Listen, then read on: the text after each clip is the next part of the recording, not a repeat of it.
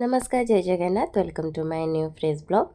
तो सकाल सकाल हजबैंड आनी देती चिकेन। तो चिकेन को मु भलसे धोईकी रखी आउ एपटे मसला भी प्रिपेयर कर देती। तो चिकेन कषा हो सारा पर से आलू आउ चिकेन पकई भलसे कषि देती। तो देखो कषार लुक।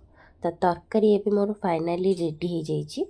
तो जेहेतु चिकेन खाली मो पाई आसला हजबैंड और झील सी आनी चूना माछ कहीं डॉक्टर तो मना करते चिकेन खावा।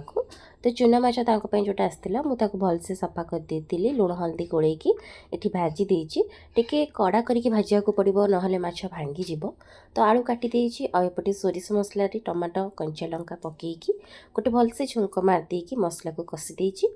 मसला कषि सारा पर चूना माछ छाड़ी प्रिपेयर कर देती। तो आम खाइबारे बसी पड़ू खाइबारे होता भात चूना माछ चिकेन ता सहित कलरा आलू। तो राति हजबैंड आनी देती गुपचुप।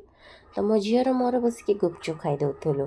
आ हाँ यहाँ कहीं कई आपण मान सहित भी हुए ना ना मत कमेंट मध्यम जनइबे। मो झील ये गुपचुप खाऊँ राग लगुनि किंतु साधा डाली भात खाऊला ना बहुत राग लगे।